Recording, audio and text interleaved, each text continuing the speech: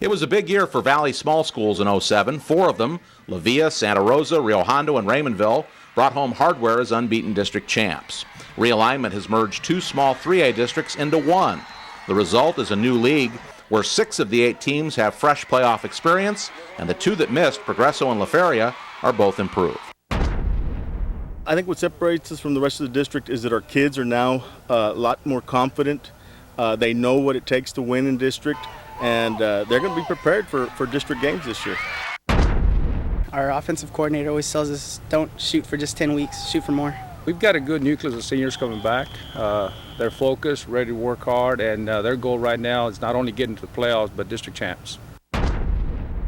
Our goal is to get in the playoffs, be district champions just like everybody else. And we're quick, we're strong, smart.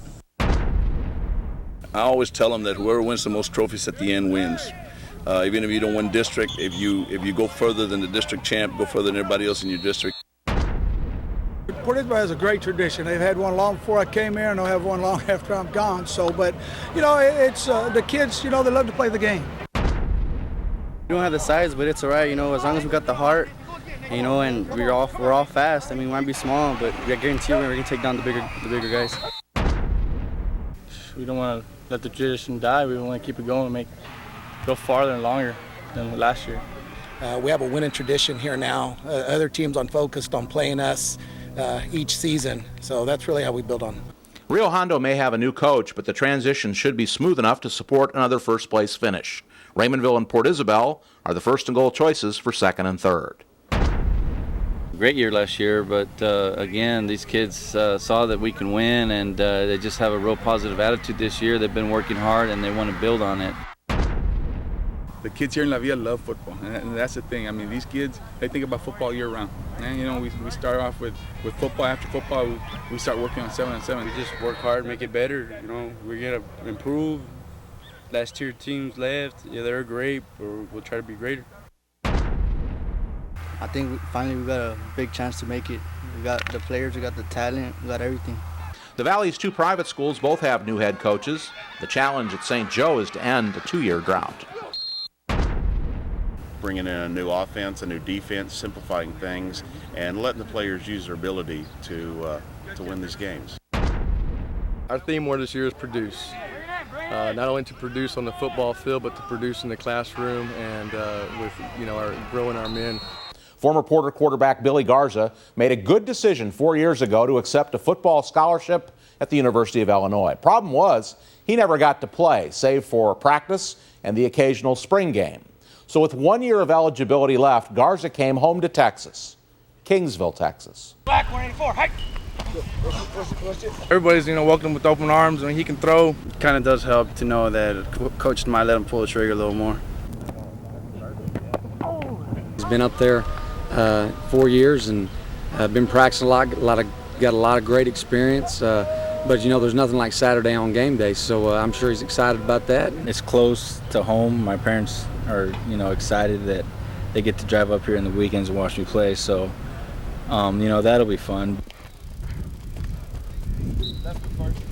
If you're familiar with math, it's all trying to figure out, you know, some kind of problem and stuff. And you know, it's kind of like the game of football. You drop back and you look at the defense and you see what they're doing and how you're supposed to counter that. So it's always trying to figure out the puzzle or figure out the equations. 1, 2, 3. I don't think Billy's lost anything. You know, I think he's still got it, and it's just a matter of going out and being able to, you know, probably knock a little rust off and get it back again. The fastest man in the Valley plays for the Mercedes Tigers.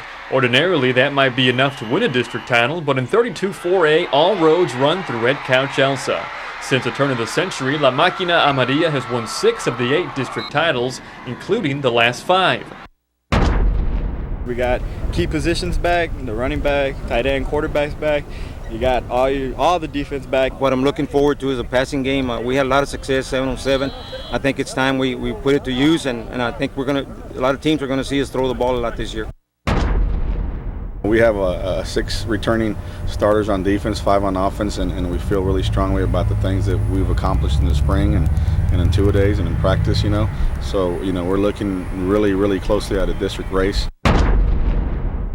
We're really good this year. Our defense is great. Our offense is coming up good, a lot of speed. We had a lot of injuries last year, so we ended up playing a lot of young kids last year. So we got like 25, 26 lettermen coming back, 12 starters coming back. We have a good nucleus of seniors and juniors that played 11 games last year, that have some playoff experience, and expectations are very high. Everyone's going to be very, very, very tough.